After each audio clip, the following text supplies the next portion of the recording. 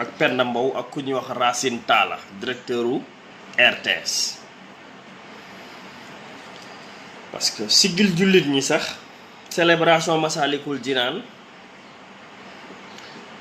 dafa mel ni dafa tax tubaab bi di jéem a ruuxale Sénégal ngir gën a wàññi dooley diine. est-ce que seetluwu leen coïncidence bi ñu jàppee jamonoy célébrer Massalikul Jinaan rek ngeen seetlu institut Jeanne d'Arc am lu mu def, ngeen seetlu pharmacie Guigon am lu mu def, ngeen seetlu Penda Mbow am lu mu wax, ngeen seetlu Racine Talla am lu mu wax. man damay topp action moo tax des fois du ma neex ñëpp c'est vrai ndax damay topp action. seetlu leen li ma leen wax bi ñu waxee ne dañuy inaugurer Massalikul Jinaan ba tey diine dafa mel ni dañ koy xeex ci Sénégal, dañuy jéem a wàññi dooley diine ci Sénégal. te loolu nag yéen ñooñu diine, yéen waa Sénégal lay attirer seen attention pour ngeen bàyyi xel loolu. bu ngeen seetloo boobu ba léegi pharmacie Guigon ñaari nit ñu doon julli dañ leen a dàq ci seen bërëbu liggéeyukaay ne leen fii kenn du fi julli. institut Jeanne d'Arc dàq ay xale ne fii kenn du fi muuru, créer fi benn polémique. Penda Mbow génn ne je suis contre le voile islamique. Penda Mbow bi ànd ak Marème Faye Sall. Penda Mbow activiste bu njëkk ba nga xamante ne moo ñoom Alioune Tine àndoon gaa ñi di leen kañ. Penda Mbow boobu mu nee na elle est contre le port du voile. Racine Talla nag moom mooy le colmo. Racine Talla mooy el colmo ki dàq kàcc ci Sénégal, ki nga xamante ne bii moo gën a yées ci Sénégal ak lexam yu wow yooyu. boo ko xoolee dangay xam ne kii ku xamadi la, kii ab yéefar la. xam ngeen lu mu wax nee na décision yi sëñ Mountakha jël à Touba c'est des décisions anticonstitutionnelles. segam décision yooyu lañ mën a tolérer Touba, institut Jeanne d'Arc bu leen neexee ñu tere voile. est-ce que dégg ngeen wax ji? Racine Talla directeur RTS télévision publique nga di ab agent yow état du Sénégal di la fay ci l'argent du contribuable ngay taxaw di am parloo ci fooy féete ak foodul féete ci benn affaire boo xam ne bi c'est un problème politique ou bien c'est un problème juridique ou religieux.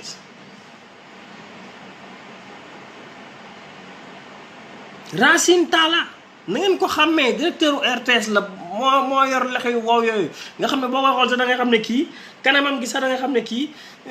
c'est un ancien délinquant. boo xoolee kanamam rek da ngay xam ne kii c'est un ancien délinquant, ancien bandit yooyu la. boo xoolee kanam gi rek da ngay xam ne Racine Talla ancien bandit la. kooku mooy taxaw ñu dénk ko RTS, amul benn liggéey bu muy def ci RTS en matière d'éducation lu dul di taxaw di wax naan tere ya ñu tere Touba mooy xeesal, sàngara, tux, mees, carte yu bon yooyu nee na ay décision yu anticonstitutionnelle la. lii tax Racine Talla moo ko wax yéen waa Sénégal. di lu garaaw mook Moustapha Diop mi waxoon nañ déjjati Ila Touba benn lañ. c'est des vauriens. c'est des vauriens. c'est des vauriens maa ko wax, maa leen ko wax. Moustapha Diop mi doon wax naan nañ déjjati Ila Touba lan demee élection yi. mook Racine Talla directeur RTS ñoo yam ay vauriens lañu. da nga leen di xool xam ne ñii voilà ay sagaru nit lañu. comment se fait-il que Touba yow ab dëkk la, titre foncier la, borom këram borom dëkk bi di deuxième ville ci Sénégal, am 3 millions d'habitants, di une cité religieuse, li mu tere lan la? waxul ko muuruwul bu mu fa dugg de. Touba waxul catholique bu mu fa dugg de. catholique yi ña ngi fay dem, ay étranger sax ña ngi fay dem. sàngara la fa tere, tux, carte, xeesal, greffage, col gu bon. mais lii kay ay vertu yu baax la. Racine Talla Racine Talla kon la, yàlla xam na ne Racine Talla kon la, kon bu ngand la. Penda Mbow ñoom la Cheikh Anta Diop doon wax naan ñoom ñooy genre intellectuel yi nga xam ne tubaab bi da leen di utiliser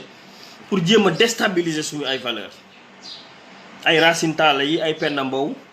ñoom ñooy intellectuel yi nga xam ne ñoom ñooy tubaab yi ñuul yi nga xam ne ñoom la tubaab bi infiltré ci suñu biir société pour ñu déstabiliser suñu ay valeurs,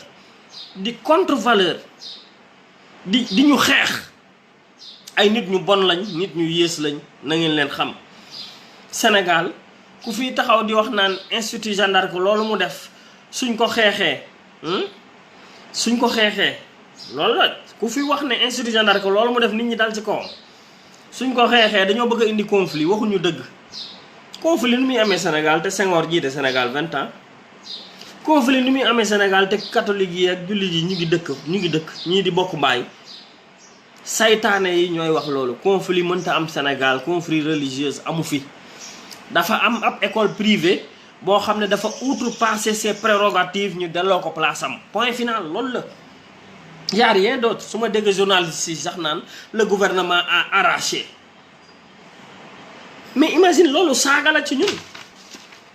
saaga la pour ñun, saaga la. Le gouvernement a arraché un compromis avec l'Institut Jeanne d'Arc. Comment se fait-il que le gouvernement va arracher un compromis? Nu muy arracher un compromis? Yow ministère de l'éducation nationale moo la jox permis di sa kilifa jox la yoon booy jàngale nga outrepasser ses prérogatives ñu delloo la sa place ñu naan le gouvernement a arraché un compromis di jox Institut Jeanne d'Arc gëdd. Institut Jeanne d'Arc fu mu amee gëdd ab école privée la comme yeneen école privée yi ci Sénégal point. Institut Jeanne d'Arc, Racine Talla pour ta gouverne, est une école privée comme les autres écoles privées du Sénégal. Institut Jeanne d'Arc moog yooyu dong ñoo yem. Kon Racine Talla su jógee di wax naan tere yi sëñ Mountakha tere Touba sont anticonstitutionnels, segam tere yooyu lañ mën a nangu, wóor nañoo mën a nangu Institut Jeanne d'Arc tere voile, loolu Racine Talla ku ko wax ab ku xamul dara moo koy wax. En plus ngay doon ab directeur quoi. Macky Sall moo ñu yab rek di jël ay vauriens yu xamul dara, ay wëyu, ay anciens bandits di leen jox ay direction ci école ci public bi ñuy fontoon nit ñi. Yow décision sëñ Mountakha yow yaa koy contesté yow Racine Talla. Yow décision wu sëñ Mountakha Mbacké yow Racine Talla yaa am dara loo ciy wax yow. Dof ab dof la kii dafa dof. Xoolal ñaari xool leen digression bi mu def, xool leen amalgame yi mu indi. Comment se fait-il que yow ñu tere Touba tux ak naan sàngara ak jaay yàmba ak ay sol yu gàtt ay xeesal yu bon yooyu nga xam ne ay vertu la yoo xamante ne bi yu bon la dañ koo tere Touba nga naan segam loolu la ñuy tere Touba war Institut Jeanne d'Arc mën nañu xoolal boobu comparaison. Ay kon lañu maa xalaa nguur dalee na bett, daraja dalee na bett ba ay dof lañ xamuñu dara. Racine Talla moo gën a yées man ci ñi ma mas a gis fii ci Sénégal. Dafa yabaate ku xamadi la, dañ ko war a teg place am moom it. Racine Talla moomu na ngeen ko teg place am ku xamadi la. Institut Jeanne d'Arc école privée la boo xamante ne bi dafa def lu warut. Ay doomi seen fii réewu jullit la, ay doomi Sénégal yuy muuru 19 personnes 20 personnes mais bàyyi leen ñu muuru nga ne leen bu leen fi muuroo yéenay ñan génn leen Sénégal. Institut Jeanne d'Arc bu fi teree port de voile dañ ko war a dàq ci réew mi loolu sëñ Mbaye Sy Mansour wax mooy dëgg. Doo jóge ca àll ba ñëw di ñu imposer, doo jóge ca àll ba ñëw di ñu imposer yow say loi, doo jóge ca àll ba ca nasaraan ya di ñu imposer ay loi, loolu la ñu wax. Mais kenn waxu fi conflit chrétien ak nangam. Ay chrétien jiite nañ Sénégal. Augustin Tine ngi nii directeur de cabinet du président de la République, une forte personnalité mi ngi nii mooy directeur de cabinet Macky Sall, du chrétien la. Senghor jiitewul Sénégal pendant 20 ans. Kon ban conflit chrétien kii amu fi, conflit chrétien musulman amu fi, ay saytaane ñooy wax loolu. Institut Jeanne d'Arc dañ koo teg place am, ab école privée la, dafa war a yam ci école privée, mais warul ñëw di ñu imposer ay loi fii ci suñum réew. Loolu lañ wax. Racine Talla nag su xamul loolu bay def yëfu xajam yooyu wala waxam ju bon jooju dañ koy teg ci place am. waaye nag ab dof moom dof rek la, ab dof dong la. ñu ñëw ci histoire générale du Sénégal. ñoo ngi leen di nuyu Ablaye Dieng, Cheikh Darou Rahman, Cheikh Ndiaye, Adja Mbaye. ñu ngi leen di bëggee bu baax a baax di leen ziyaara. bëggoon na ñëw ci histoire générale du Sénégal. Histoire générale du Sénégal ku ci nekk gis na ne sama live bu le passé àndoon naa ak Iba Der Thiam. li tax ma wax àndoon naa nag mooy tey il faut que ma recadrer tuuti ndax bi may wax waxu Iba Der Thiam benn tarixa laa déggoon muy kaas mooy ñaseen yi wante par la suite njëgeen yi kaas nañ waa Pire kaas nañ waa Touba kaas nañ waa Laayeen kaas nañ séeréer yi kaas nañ lébu yi kaas nañ mais il y a un problème donc le professeur Iba Der waxuma ne nag nañ ko saaga yi dama koo contre saaga yi dama contre képp ku koy saaga tamit nañ la yar ku xamadi nga mais le professeur Iba Der Thiam na dellu nañ ko delloowaat sa copie parce que man damaa yaakaaroon ne benn erreur rek la def moo tax moo mënoon na d'accord naa nag ne il a fait des efforts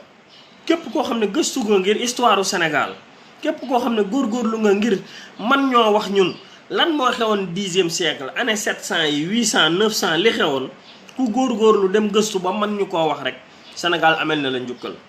wante nag professeur Iba Der Thiam def na ay erreur yu baree bare parce que am waruloo di bind ci tarixa benn te demuloo laaj waa tarixa ba su ma déggee ñu ne waa Touba professeur Iba Der Thiam demu fa laaj leen laajul waa Tiwaawoon laajul waa Njaasaan laajul waa Ñaseen laajul waa Laayeen laajul kenn du dul jël ay expert am ñu dem toog di bind seeni bind mais nan ngay bind ci mbir te ñi ngay bind ci ñoom nekk nii en activité te demuloo laaj leen kon maa ngi ñaan professeur Iba Der booy defati histoire u Sénégal surtout ngay bind ci wàllu passé wu Sénégal na nga dem nga laajte ñaari mbir nag moo mën a am bu fekkee dañ ko koo bindloo noonu délibérément bu fekkente ne bii dañ ko koo bindloo délibérément tooñ nañ Sénégal ndax histoire u Sénégal mënoo koo bind te demoo ci kër sëriñ si nga laaj leen mënta nekk kon maa ngi ñaan professeur Iba Der histoire bi ngay bind nga dem ci kër sëriñ si nga laaj leen ñoom seen gis-gis ci mbir mi lan la nga ñu jox la ñoom seen version nga mën a boole version yi ngir mën ñoo bindal dara mais je ne suis pas d'accord je suis d'accord que Iba Der Thiam historien la góorgóorlu na amel nañ ko njukkal mais tamit je ne suis pas d'accord à ce que muy bind te demul laaj kenn dara tarixa yi ma fi dégg ñu kaas ñëpp nee nañ Iba Der Thiam laaju leen dafa choisir benn commission am rek ñu toog di bind lu leen neex loolu nag vraiment c'est à rectifier à part rectifier livre bi ñoo ngi lay ñaan professeur Iba Der Thiam booy bindati wala ngay wax ci maami jàmbur wala ngay wax ci tarixa te mu nekk lu sensible waaye déplacé wul dem ba ci kër ñooña laaj leen li nga leen bëgg a laaj ñu jox la les informations qu'il faut nga mën ko bind mu doon vraiment affaire boo xam ne bu génnee kenn du ko contesté waaw man rek loolu dong laa ciy wax composition di réitéré waat ne nañ koo war a sant gërëm ko ndax sonn na ci mbir gëstu na 25 livres 25 tomes dafa bari 25 tomes nga war koo bind ci histoire du Sénégal la xewoon jamonoy 7e siècle année 600 yi ba fi yonent bi jógee ba suñu yoon yàlla tey parce que tubaab bi moom li leen intéressé woon mooy 1960 ak li bi ñu colonisé ak léegi 1700 yi 1600 1700 jëm si nii 300 ans 400 ans yu mujj yi looloo intéressé tubaab bi mais ñun avant loolu li ci lan lañ nekkoon loolu daf ñoo intéressé moo tax ñu ngi félicité waat encore une fois professeur Iba Der Thiam mais di ko ñaan li mu bind ci tarixa yi te war koo rectifier mu dem ci këru diine yi mu laaj leen seen cosaani maam lan la ñu wax ko loolu rek la sinon day def erreur wala mu dugg ci ay mbir yoo xamante ne bii liñ doon xaar ci mbir mi duñ ko ci mën a am aar lu ñu bokk dafa nekk kuréel goo xam ne ci jamonoy ressources naturelles yi jamonoy coowal pétrole bi ak gaz bi aar lu ñu bokk dafa juddu doon kuréel goo xamante ne bi ñun ñëpp dañ ci amoon yaakaar man mii dama ci amoon yaakaar bokk ci ñi ko créé fii ci Diourbel def fi ay manifestation fii ci Diourbel li ñu jàppe woon aar lu ñu bokk nag mooy kuréel gu moom boppam goo xam ne dañ koo teg pour mu xeex ressources naturelles Sénégal yi mais bi ñu demee ba ci biir man dama découvrir ne aar lu ñu bokk doonatul affaire aar lu ñu bokk affaire intérêt yi Sénégal affaire intérêt yi benn clan la ma seetlu ne aar lu ñu bokk saa bu ñu fa demee di wax duñu waxate ci pétrole bi mais dañuy gaaruwaale kan moo ñëw ak kan moo ñëwul ma seetlu ne aar lu ñu bokk ñi nekk ci biir da ci am ay nit ñu xamadi genre fou malade yooyu nit ñoo xam ne ils sont indisciplinés carrément bañ xam ne ñii c'est des gens indisciplinés. ma seetlu ne aar lu ñu bokk am na ñu ci bokk ñu ci bari ñoo xam ne dañoo nekk ci benn groupe wala benn parti politique. loolu moo tax ma daal di teggi sama tànk ne attention aar lu ñu bokk day ñun bi ñu ko doon créer dañoo jàppoon ne ñun pour intérêt Sénégal la mais du pour intérêt benn nit. su fekkee da ngaa teg plateau aar lu ñu bokk dem manifestation place de l'Obélisque kii jóg daal di xas Idrissa Seck kee jóg xas kee jóg xas kee keneen jël kii micro xaste alors que da ngeen a war a wax ressources naturelles yi naka lañ ko sàcce Aliou Sall Macky Sall gaz bi fer bi or bi kii bi naka la ñuy def ba boole suñu ay doole pour mën a xeex aar lu ñu bokk nekkatul ci logique boobu. aar lu ñu bokk dafa mujj dem ci logique gu saaga logique gu xaste logique gu gaaruwaale man nag su ma gisee loolu dama cay génn parce que nekkuma ci loolu. man aar lu ñu bokk yilifu ma parti politique yilifu ma li nga xam ne moo ñu intéressé woon ci aar lu ñu bokk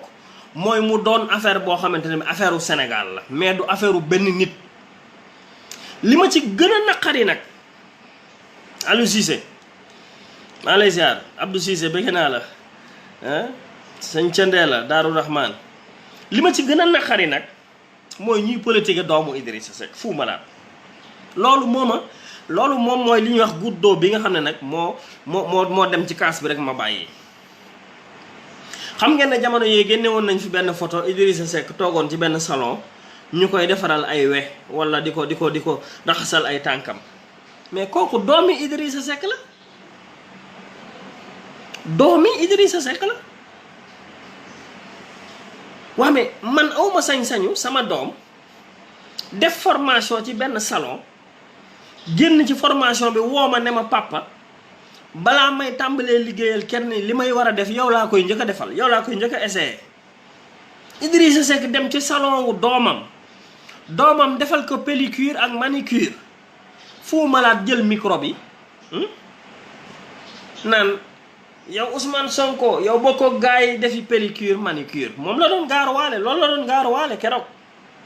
ci manifestation aar lu ñu bokk. loolu moo tax ma ne kii daal vraiment kii c'est un ignorant da ngay xool Fou Malade da ngay xam ne c'est un ignorant pur et dur. et puis waxuma la sax gaaruwaale bi mais ngay gaaruwaale xale bu jigéen doomi jàmbur man awma droit Idrissa Seck amul droit dem ci salon doomam ñu raxasal ko ay tànkam loolu qu'est-ce qu'il a à voir avec réew mi ni muy doxe xale bu jigéen boobu Fou Malade di gaaruwaale doomi Idrissa Seck la ma leeral leen ko mooy caatu Idrissa Seck dafa def formation ci benn salon pare formation woo baayam ne ko kaay balaa may liggéeyal kenn ma li ma jàng ma liggéey ko ci say tànk ma barkeeloo ko ci say tànk ba pare. Abdou Cissé non du ma leen bàyyi ñu fenn il faut ma arrêter leen wax leen li xew comme ça ñoom ñu yeewu quoi suñ demee ba aar lu ñu bokk di lijjanti ay Idrissa Seck mu doomam di xoosal ay tànkam yow nga woo sénégalais yi war leen a wax ci pétrole bi war leen a wax ci gaz bi. war leen a wax ci corruption bi war leen a wax ci inondation yi war a wax ci jafe-jafey Sénégal ngay seetloo daqal Idrissa Seck bay fen yu rëy yu toll nii aar lu ñu bokk yéen ñi nangu Fou Malade yor seen plateau dafa fen yu rëy yoo xam ne il faut ngeen xam ne bu ngeen ko corroborer yéen ñooñu ñëpp ay fenkat ngeen. te je demande nag à Ousmane Sonko su fekkee day yëg ci plateau yooyu ñàkk na fayda je le dis. Ousmane Sonko su fekkee yéeg na ci mi ngi yéeg ci plateau yoo xamante ne bi au lieu ñu wax intérêt Sénégal dañ fay nekk di gaaruwaale vraiment man mi ngi may waaj a décevoir ay Fou Malade yoo nga xam ne xamuñu dara ay nit ñoo xam ne c'est des tarés ay fenkat yoo xamante ne bi dañu ñeme nañoo jël micro sax accuser nit da rey nit ngir am popularité. doomi Idrissa Seck lu ngeen koy politiquer yéen waa aar lu ñu bokk lu ngeen di politiquer doomi jàmbur. man sama doom amul droit xoosal ma samay we waaye dimbale leen nit ñi waaye Abdou Cissé non mais c'est vrai il faut ñu arrêter leen quand même may wax ñu di ci def ay montage yu ñaaw montage yu ñaaw di doomu Idriss Seck ñu koy dendaleeg moom mel ni di ci insinuer wax yu bon a bon. xool leen nit ñu bon ñu mel nii war nañoo taxaw di yor micro fii ci Sénégal aar lu ñu bokk yéen laa wax waru leen a taxaw di yor micro fii ci Sénégal laa wax. bu fekkee seen comportement yi ngeen amee nii waru leen a taxaw di yor micro fii ci Sénégal du ngeen nit yi dara du ngeen nit yi dara maa ko wax. bu fekkente ne bi yéen comportement bi ngeen am yéen aar lu ñu bokk ak ña fay taxaw di fa wax du ngeen nit yi dara man ci intelligence laay waxee mais du ma wax ci ay yu ñàkk fayda doomi jàmbur nga koy jël di ko politique di ko kii ah. et puis ma seetlu fa gaa yoo xamante ne bi Guy Marius Sagna mais moom man li ma bëggoon mooy mu wax ne man Pastef laa bokk kenn du ko rey. bu ngeen seetloo aar lu ñu bokk lépp affaire clan la affaire groupe la ay Guy Marius Sagna gaa yooyu ngeen gis yëpp nga xam ne ñun bi ñu ko jàppee sax ñun doon nañ ko xeexal pour ñu génne ko man keroog ci conférence de presse Ousmane Sonko ci laa xam ne waa Pastef la. nga dem ba gis ne kon gaa yi nga xamante ne bi ñoo fi nekk di politique ñëpp ñoo fi nekk doon ay activistes ñu ci baree bari di doon lu activiste laa wax c'est planifié c'est un clan. bi ma ko dégloo Sonko naan ko bàyyil di wax ne l'état va m'emprisonner mu naan oui chef man Guy Marius Sagna yaakaaroon naa ne nit ku mag la yaakaaroon naa ne c'est une personnalité intéressante mais ngay toog conférence de presse Ousmane Sonko di leen wax comme ça kon ça veut dire que ni stratégie de la peur bi ñu doon mëne di wax naan état du Sénégal il va emprisonner Ousmane Sonko ce n'est que des mensonges. Guy Marius Sagna man il m'a déçu. Oui, il fait partie de ceux qui m'ont déçu. Il fait partie de ceux qui m'ont déçu. Parce que je croyais que lutte bi mu doon def lutte patriotique la lutte Sénégal la mais su fekkente ne bi lutte Sénégal da nga koy def di ci boole di ay mensonges du ma ko nangu du ma la gëmati. Non, je suis désolé. Guy Marius Sagna aussi il faut ñu wax ko boppam. si man kenn feesul sama bët. man ku fi def loo xam ne jar na ñu critiquer la dinaa la critiquer mënuloo taxaw fii ne activiste nga xeexal Sénégal moo la tax a jóg ah ñu gestu gis la nga toog ci benn table Ousmane Sonko ne la bàyyil di wax naan le gouvernement bi va m'emprisonner le gouvernement va me tuer. Stratégie de la peur boobu Guy Marius Sagna doon woote nekkati du dëgg c'est pas bien quand même Guy su fekkee da ngaa far man bañu ma ko far Pastef je respecte tout le monde am naa ci ay xarit mais ku far Pastef faral Pastef ne man Pastef laa far affiché wul dëggul gëmal sa bopp amul benn problème mais dëggalal sa bopp nga gëm sa bopp mais bul fi nekk di tromper sénégalais yi il faut être véridique dans la vie dëggul Guy Marius Sagna su fekkee Pastef nga waxal ne man woy Guy Marius Sagna Pastef laay liggéeyal point kenn du la ci mere mais dinañ la mën a identifier au moins mais il faut pas utiliser nag la confiance des Sénégalais pour di làqatu ci ginnaaw ay théorie ndekete yow dafa am nit booy liggéeyal mouvement politique yi làqatu di kawulewu naan intérêt yi Sénégal la ñuy liggéeyal ñii di ci dóor di wut xaalis ñii di liggéeyal benn parti politique loolu daf fi bari te loolu kenn bañu ko mais nañ affiché wu laa leen wax man bañu ma leen de koo mënti doon nag laa wax Guy Marius Sagna ak Barthélémy Dias ak Fou Malade ak koo mën a doon yow man néewuma la bul far fenn bu la neexee faral Pastef je m'en fous mais wone ko mais bul taxaw di wax ne Sénégal ngay liggéeyal alors que parti politique ngay liggéeyal loolu moom ay fen la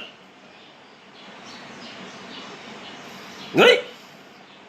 loolu ay fen la góoma loolu man góoma loolu li ma gëm mooy aar lu ñu bokk dafa nekkoon ci dynamique Imam Kanté bi muy bàyyi man daloon naa ci Imam Kanté mais ndekete Imam Kanté am na lu mu gis ci biir moo tax mu génn Badara Gadiaga mi ngi ci woon bu réew mi dafa jékki-jékki moom it bàyyi ndax dañoo jël aar lu ñu bokk transformé ko en clan politique transformé ko en bras armé d'un parti politique aar lu ñu bokk c'est le bras armé d'un parti politique bras armé mooy bu ñu waree manifester ñu woo leen ay ca génn leen gars yi war nañoo yëngal de ñu daal di wooy Fou Malade aca ñëwal Guy Marius Sagna ñëwal kële ñëwal ñu daal leen di woo ñu daal di yuuxoo daal di génn place de l'Obélisque daal di woo le leader le guest star mu ñëw mu wax ñu yuuxoo ko après ku ne dem. c'est du cinéma quand même faut arrêter ça faut arrêter vraiment lii la de kese du leneen man je n'ai rien vu autre chose gisuma leneen c'est pas pour contre leen nag mais j'ai vu que Aar Lu Ñu Bokk daal bras armé la ci benn parti politique. waaw bu ngeen xoolee parti politique boobu donc la ñuy invité waa ji bu ñëwee mooy wax bu waxee après ñu si des ñëpp dañ leen di gaaruwaale baaxuñu. waaw ma fàttali leen ñeen waa Aar Lu Ñu Bokk ak gaa yooyu ñi ngi woote naan génn leen manifester mais avant élection présidentielle ñaata manifestation moo fi am maam Is Pape Malick maa ngi lay bëggee de mon frère maa ngi lay suivre danga maa neex ndax sa diine ji ngay waxee xam-xam bi. ak comme man jànguma alxuraan jànguma arab damay déglu ci yow damay jànge ci yow Pape Malick damay jànge ci yow lu bëree bëri macha allah. avant élection présidentielle yi amutoon ay manifestation lan ngeen déggoon parti bii di woote manifestation lu mu doon wax du ma génn di rey sénégalais yi Ousmane Sonko laa leen wax. il faut être cohérent dans la vie il faut respecter le choix de tout un chacun man respecté naa ñëpp. mais na ma ñëpp respecté man tamit avant élection présidentielle def nañ fi ñetti manifestation yoo xam ne bu mu ci mënti doon Ousmane Sonko biñ ko wooyee dana du ma génn di rey sénégalais yi loolu la wax yéen ñëpp yéen waa Sénégal yéen a ngi fi woon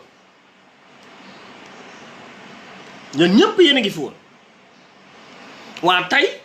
ñoom ñi ngi génn di dem Aar Lu Ñu Bokk fale di manifester kenn gi am na ñu génnul ñuy xas ñooñu mais loolu nu mu mën a nekke pourtant xasuñu leen woon avant élection présidentielle ñun bi ñuy manifester di woote Ousmane Sonko bañ a génn ne génnut mais xasuñu ko dañoo respecter son choix woon son choix donc il faut que nit ñi respectente il faut que ñu respecter choix wu ku nekk choix politique wu ku nekk nañ ko respecter il faut pas ngay làqatu ci ay alibi di xas nit ñun duñu fàtte fii lañ nekkoon avant élection yi am na lu ñu dund man dóor nañ may lacrymogène Dakar dàqe nañ ma def naa ko ñetti manifestation yoo xam ne bu mu ci mënti doon moom Ousmane Sonko dafa lànk ne du génn waaw tey mi ngi génn di dem fële rek ku génnul rek ñu si des ñëpp kenn baaxu ci mais yéenay ñan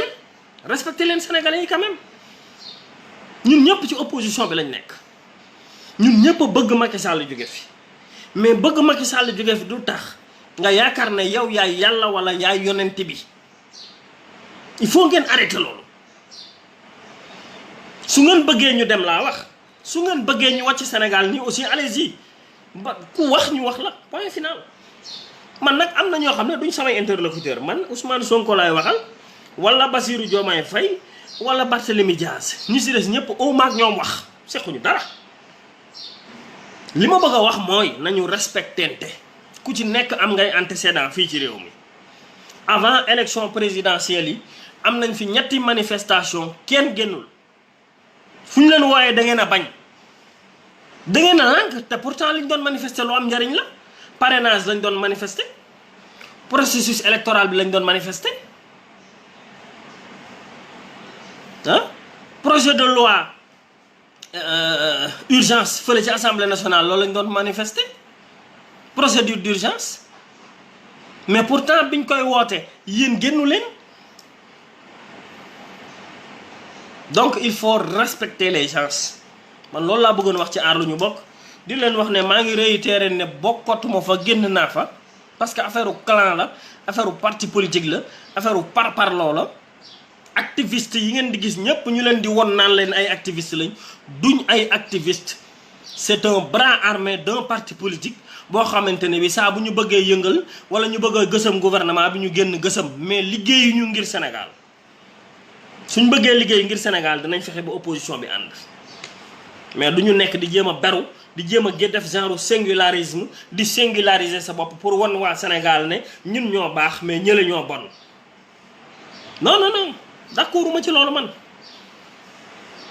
d'accord ma ci loolu bépp groupe bu taxaw fii ci Sénégal ne opposition nga bokk ba noppi singulariser sa bopp daan ne yéen a baax ñu ci des ñoo bon soo ko defee ñu xamal la ne waxuloo dëgg ak koo mën a doon waaw loolu la il faut que les gens arrêtent il faut que ñu respectante il faut que ñu joxante cër ñu xam ne kii mooy kii mais di utiliser ay bras armés ay dof yoo xam ne ay Fou Malade ay dof yoo xam ne kenn xamul lu mu doon xamuñu xàmmeewuñu sax doomi Idrissa Seck juy taxaw di kii ak baayam ñu am ñàkk lu ñu wax ñàkk loo wax bay politique doomi Idrissa Seck xam nga ne ñàkk fayda mënta passé noonu man dinaa nekk ci groupe bu mel noonu man dinaa nekk ci clique gu mel noonu dinaa nekk ci clique goo xam ne yow Guy Marius Sagna ndekete tu fais le victimisme tu fais la victime naan way dañoo bëgg a rey Sonko nañ ko defal nii dañ koo bëgg a rey dañ koo bëgg a tëj ne attends par favor kenn reyul Sonko sam waay kii kenn reyul Sonko bañ na ko ba ne la bàyyil di wax ne dañ maa bëgg a rey mu naan oui chef bi ma xoolee Guy Marius Sagna mu naan Sonko oui chef dama rus man ma yaakaaroon ne yow tu es un responsable ndekete tu ne fais que inventer des choses waaw ñu ñëw ci daj dëpp gi nag affaire des 94 milliards affaire des 94 milliards affaire bu garaaw la affaire 94 milliards c'est un scandale bu mag a mag mais il faut que ñu leeral leen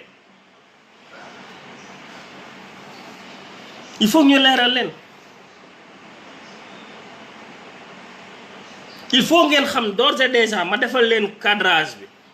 affaire 94 milliards mi ngi ci diggante Mamour Diallo Tahirou Sarr Ousmane Sonko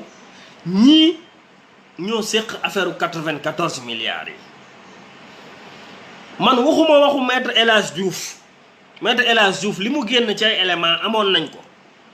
dañoo bokk opposition bi am wax yoo xam ne jarul woon ñu nekk di koy wax dañoo bokk opposition bi am ay wax yoo xamante ne bi jarul woon ñu ne ñu di ko wax mais nag dafa jot ñu éclairciral sénégalais yi dafa jot dama ne affaire 94 milliards Mamour Diallo la Tahirou Sarr Ousmane Sonko naka la demee Tahirou Sarr dafa am ay héritiers yoo xamante ni bi ñoo moomoon seen suuf biñ moomee seen suuf état jël ko def ci ay infrastructure état war leen a dàmp est-ce que yéen a ngi may dégg wolof yu leer laa leen di wax te li ma leen di wax waxewuma leen ko ak esprit partisan waxuma leen ko xol waxewuma leen ko aussi ak iñaane kenn damay leeral te li may wax lu mel ni midi la duñ ko dindi dafa am une partie du peuple sénégalais ay doomu Sénégal yu dëkk Rufisque état jël seen suuf war leen a dàmp bi état jëlee seen suuf war leen a dàmp ndàmpaay la xaalisu ndàmpaay li yeex comme jënd bor am na jënd bor ku ñuy wax Tahirou Sarr moo jënd bor bi mu jëndee bor bi daal di fay ñooña 2 milliards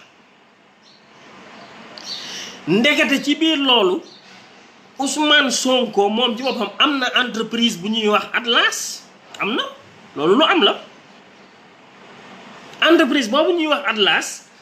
fekk ne moom it signé na protocole d'accord ak famille héritier yooyu protocole d'accord bañ signé woon mooy entreprise Ousmane Sonko Atlas waroon naa am 12% ci commission kenn bañalu ko de déglu leen ma bu baax kenn bañalu ko néew ma waru koo def de déglu leen ma bu baax néew ma Ousmane Sonko warul def loolu am na sañ-sañu def ko am na sañ-sañu ubbi entreprise am na sañ-sañ en tant que expert fiscal moom tamit am benn marché bu am benn transaction mu dugg ci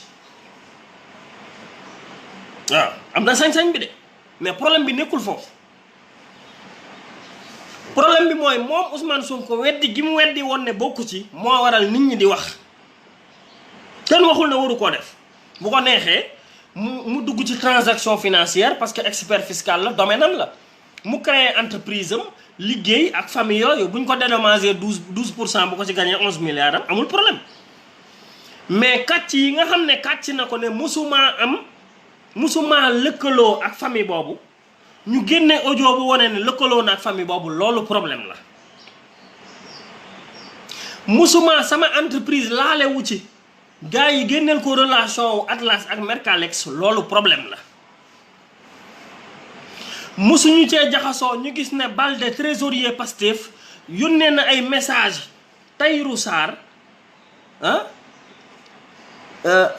notifié par le huissier loolu problème la. xawma sama entreprise nu mu tudd loolu problème la.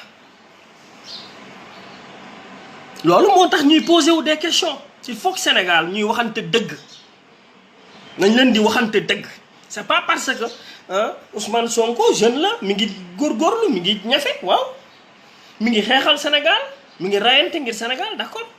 Maître El Hadji Diouf gëwma ay waxam man je parle des éléments des faits yoo xamante ne bi ay éléments yu wér la yoo xamante ne bii lu am la ñoom mënuñu ko dindi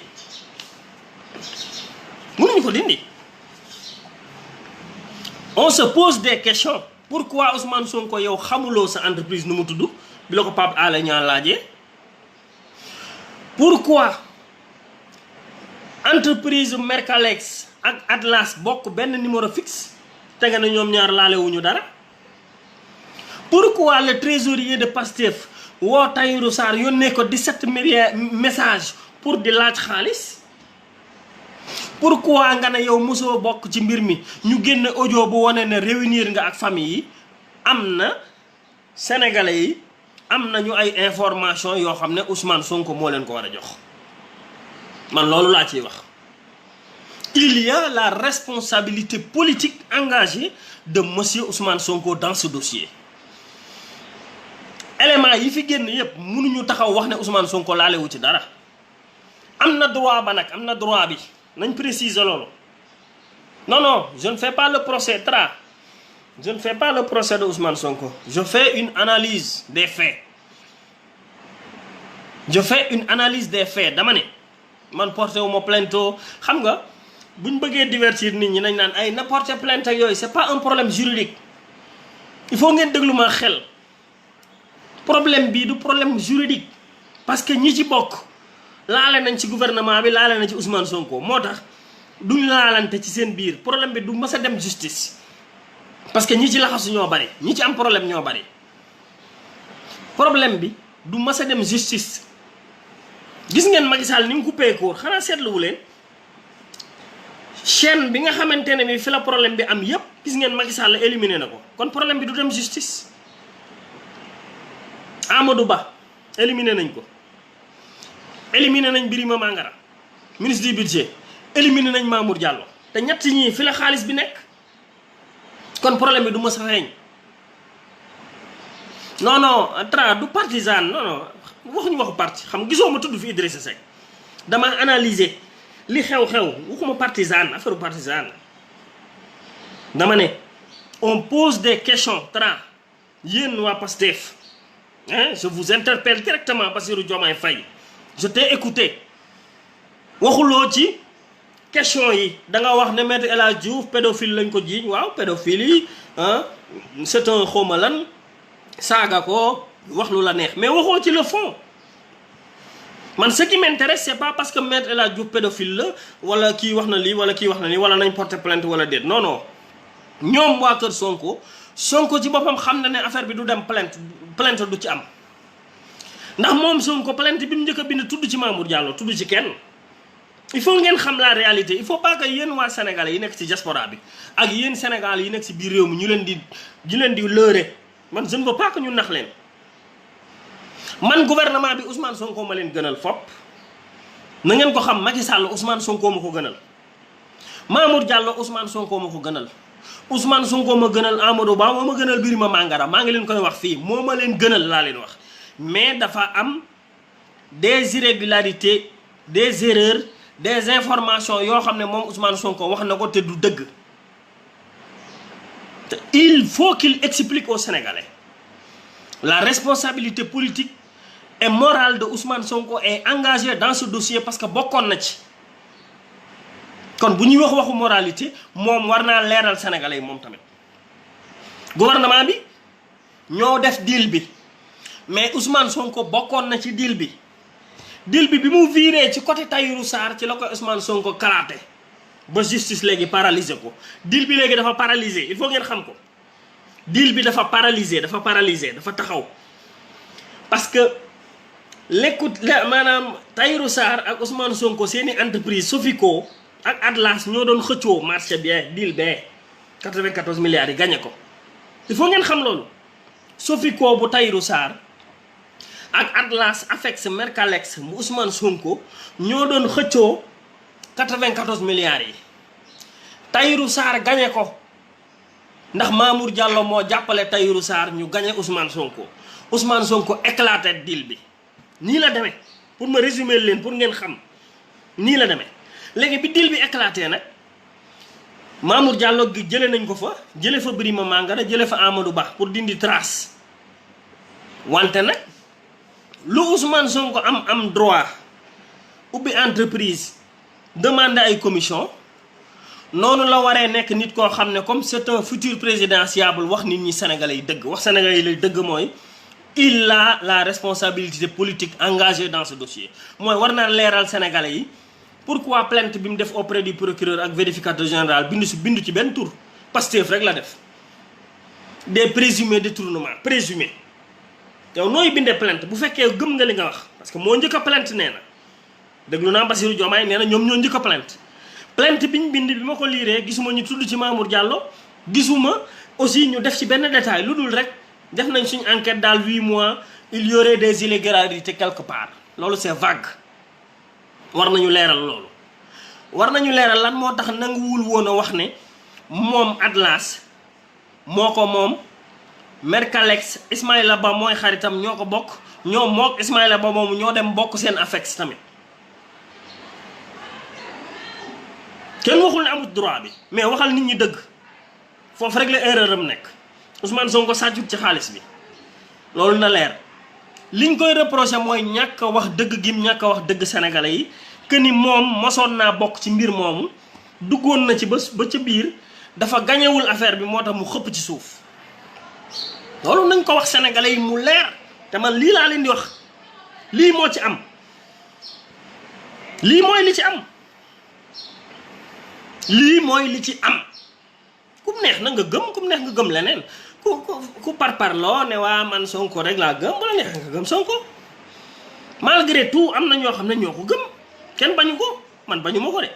bañu ma ngeen gëm li ngeen gëm mais dama ne c'est un deal entre Tahirou Sarr Mamour Diallo ak Ousmane Sonko ku ci nekk Tahirou Sarr ak Ousmane Sonko dañoo yoroon seen entreprise ñu bëgg a gagner affaire u héritier yooyu Mamour Diallo penché du côté de Tahirou Sarr comme penché na du côté de Tahirou Sarr affaire bi nar a rëcc sawaay ci ay loxoom sawaay kalaate ko def ko une affaire politique point nii rek la demee nii dong la demee demul neneen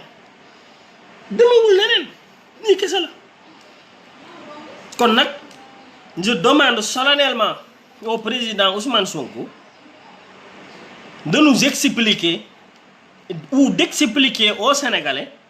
lan moo waral mu waxoon ne moom bokk ci te bokk na ci lan moo waral mu waxoon ne mësu cee laale te laale na ci lan moo waral mu waxoon ne moom yoonam nekku ci tañ gis ci trésorier Pastef Balde lu tax ñu gis numéro am boo xam ne huissier de justice moo ko certifié ak ses écrits ses messages kon xam nañ li xew nañ ñu leeral nag nañ génn ñu leeral sénégalais yi mais pas yónni Bassirou Diomaye Faye mu taxaw wax ne way El Hadj Diouf ku bon la pédophile la nangam sangam dafa pédophile la on s'en fout ci pédophilie El Hadj Diouf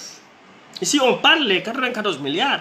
on parle de la moralité d'un futur président on parle des valeurs morales de l'éthique de la transparence bi nga xam ne moom lay woote mais on ne parle pas de El Hadj Diouf ay nañ porter plainte non on parle de l'éthique et de la morale on parle de la responsabilité politique des gens loolu lañ wax donc ñi ngi ñaan sunu frère Ousmane Sonko mu expliquer Sénégalais bu mu ñu yobalal Bassirou Diomaye Faye ne peut pas expliquer le problème parce que amul niveau wu expliquer problème bi c'est lui Ousmane Sonko qui s'est présenté devant les Sénégalais le 16 octobre taxaw ne Mamour Diallo dafa détourné 94 milliards. Donc c'est pas Bassirou Diomaye Faye qui va expliquer aux Sénégalais ce qui s'est passé. C'est lui, Ousmane Sonko, moo ñu ko war a wax. Lim ñu war a wax mooy loolu. Atlas na génne kayit yi. Atlas mooy kan? Atlas lan mooy relation ak Mercalex? Atlas lan mooy relation ak Afex? Commission bi ñu gis 12% yi mu doon laaj te jotu ko. Compte bancaire Mercalex ak Atlas yi bokk même numéro fixe. waaw mais il y a des éléments probants qu'il faut pas négliger. On ne peut pas négliger ça. Man boog mënu ma gis loolu di gëmm samay bët. D'autant plus que yow yaa taxaw ne gis nga numéro compte yi xam nga libellé yi 46 milliards décaissé nañ ko. Ousmane Sonko moo ko wax fii en pleine campagne électorale 18 janvier 46 milliards décaissé nañ ko. Ana 46 milliards yi ana compte yi ku ko libellé ana libellé yi fan la dugg. Donc voilà loolu daal vraiment man moom laa amoon lu may wax parce que nag mbir mi kenn du toog rek ne waaw d'accord Ousmane Sonko sulli na mbir mi kalaate na deal bi mais deal bi mi ngi woon ci biir deal bi waaw mi ngi ci woon ci biir waaw non même bu fekkee trésorier bi tuddul kii Balde moom ak Ousseynou ku mu mënti doon mbir mi am na ay lënt yoo xam ne Ousmane Sonko rek moo ko mën a régler moo ko mën a leeral mais du Bassirou Diomaye Faye te Bassirou Diomaye Faye bi ma ko dégloo ay saaga El Hadj Diouf rek la fa nekk mais waxul dans le fond te man je veux écouter leur version dans le fond je veux écouter la version de Ousmane Sonko dans le fond mooy relation yi ma ko laaj mooy question yi ma posé. J'ai posé des questions une série de questions à Ousmane Sonko lu tax plainte bi defu ci turu Mamour Diallo lan mooy relation wu Mercalex ak Atlas lan moo tax mu taxaw ne laale wu ci teñ déglu audio mu réunir ak famille yi lan moo tax mu wax ne yoonam nekku ci te laaj na commission wu 12%. lan moo tax trésorier Pastef yónnee ay message Tahirou Sarr di laaj xaalis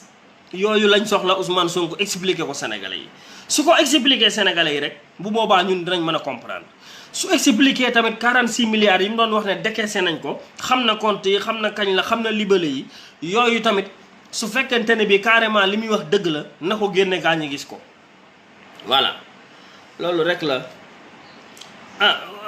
Mamadou Lam Tooro bul quitté waaye tay daal laal lii rek waaye bul quitté Mamadou Lam Tooro nee na je quitte ton live à jamais. bu la neexee de nde wax dëgg yàlla woowuma la ci woon de yow yaa duggoon nga gis rek woowuma la ci woon de voilà man li may wax seetuma ci lu neex kenn Lam Tooro li may wax seetuma ci lu la neex seetuma ko sama gis-gis ni ma analyser mbir mi laay wax. Macky Sall bëgg mbir mi bañatee feeñ moo waral mu dagg boppu Amadou Ba dagg boppu Birima Mangara dagg boppu Mamour Diallo chaîne boobu jeex loolu la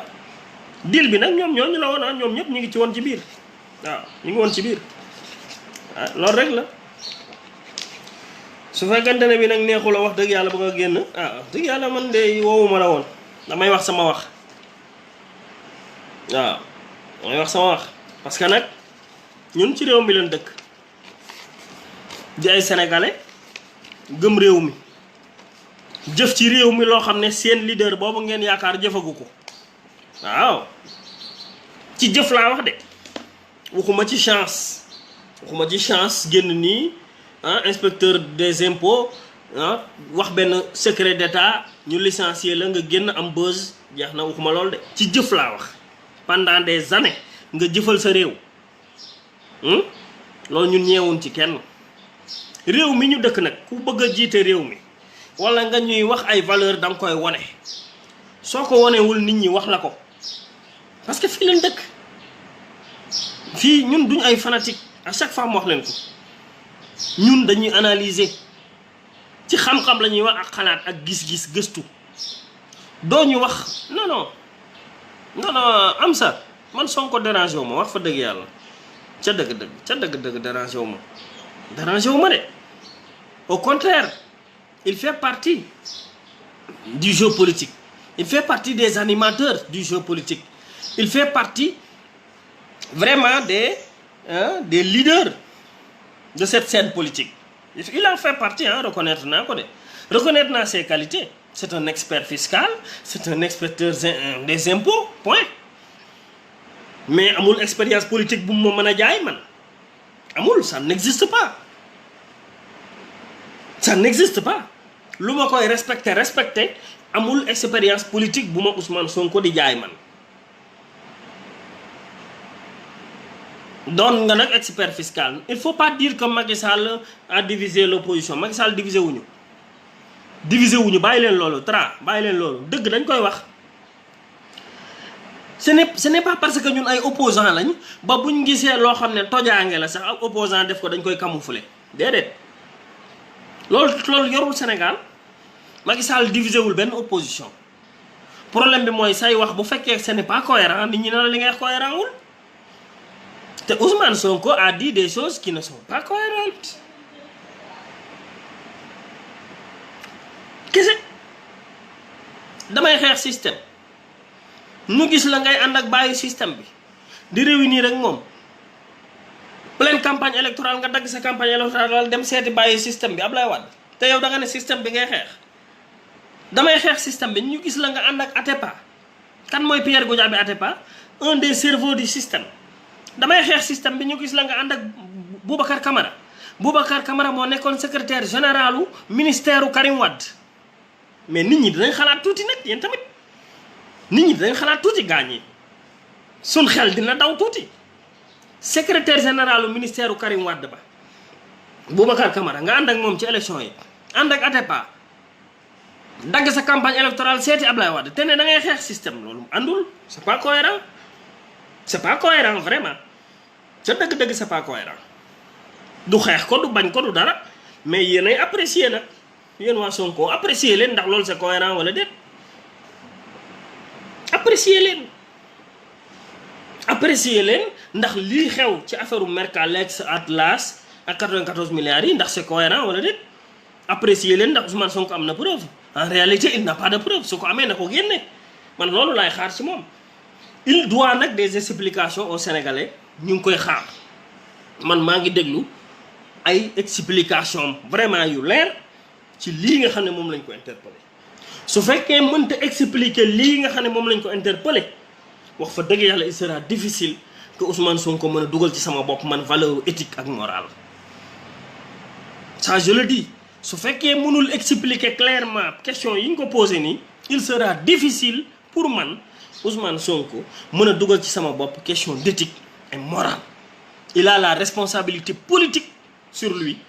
il nous doit des explications politiques ci li nga xamante ne bi moom moo xew nii. mais bu fi kenn lay naan Macky Sall a divisé l'opposition divisé wul kenn dañuy waxante dëgg ginnaaw yéen. su fekkee gis ngeen loo xam ne du dëgg ci opposition bi ak opposants yi ku mënti doon ngeen wax ko nit ñi tamit buñ gisee lu dëgg ci yéen dañ koy wax ngir laa birante biir comme ça ñun ñëpp ñu bokk rek ànd di dox ci dëgg. ginnaaw bu Idrissa Seck génnul ginnaaw da ngeen di accuser ginnaaw da ngeen di wax mais yéen tamit bu ñu leen laajee dara tamit nangu leen bu ko defee ñuy ànd ci dëgg rek ku nekk di leeral. buñ nee Idrissa nangam waa kër Idrissa leeral buñ nee Sonko nangam Sonko leeral point. bu ngeen leeralantee rek bu dee dëgëral rek dañuy mën a ànd mais ànd ci dëgg moo gën ànd ci ay naafeq ànd ci dëgg moo gën ànd ci ay naafeq man je préfère ñu ànd ci ay dëgg moo gën ñuy ànd ci ay naafeq ku ne naan day nëbbul moroomam dara. boru leen a wax lii parce que ñoo bokk opposition bi non su ngeen waxee lii da ngeen di fragiliser non élection yi jeex na dañuy waxante nii ñun gënu leen ñoo bëgg Sénégal. su fekkonte ne bii dañoo bëgg lu neex rek dem nañ raccourci dem nañ ci Macky Sall fii Macky Sall mooy gouverner ñun 2012 ba tey ay opposant lañ 2012 laa leen wax de bi Macky Sall faloo ba tey ay opposant lañ te Macky Sall nar dafay toog 12 ans kon ñun 12 ans d'opposition lañ fii nekk. ku nekk 12 ans d'opposition nag nekkuloo fi di ragal ginnaaw Macky Sall ñun ragaluñ ginnaaw Macky Sall faalewuñ Macky Sall dunduñu ko sax xam ngeen ko mais nag du tere ñu wax leen dëgg du tere ñu wax leen dëgg. su doon dem man damaa ànd ak Macky Sall wala damaa gëm Macky Sall wala damaa toppatoo dara ci Macky Sall mais am naa raccourci yu gaaw yoo xamante ni bi suba kon ngeen gis ma présidence ñu recevoir ma audience yu gaaw a gaaw bu doon loolu intéressé na ma. bu doon nag xaalis rek laa soxla wala xaalis wala oto bu doon loolu rek laa soxla kon su lundi ngeen gis ma ñu recevoir ma présidence de la république. kon lu tax ñu di nekk ci opposition bi kon di xeex parce que dañoo am lu ñu gëm ay valeur gëm éthique gëm la morale gëm la justice gëm la vérité loolu moo ñu fi teg te loolu nag ba léegi ba ban fii jógee dañ fiy nekk ku mu neex loolu la ku mu naqari aussi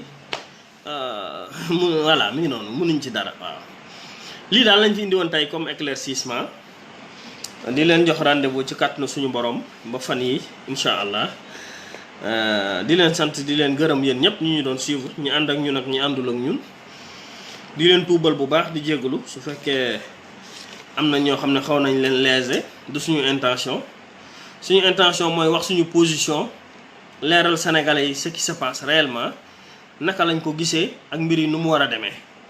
wante amuñu yéene tooñ kenn wala ñu xas kenn wala ñu xarab kenn. ñu ngi leen di nuyu Abdou Cissé Amadou Traoré Pape Malick waaye bëgg naa leen bu baax di leen ziara waa Sonko yi vraiment di leen encourager di wax ne mbir mi noonu la il faut qu'on s'explique pour se comprendre il faut qu'on s'explique loolu rek la ñu ngi leen di jox rendez-vous incha allah ba fan yi Tra waaye bëgg naa la waaye bu leen mer Tra du dara waxuma ko pour xarab leen waaw wallahi waxuma ko pour xarab leen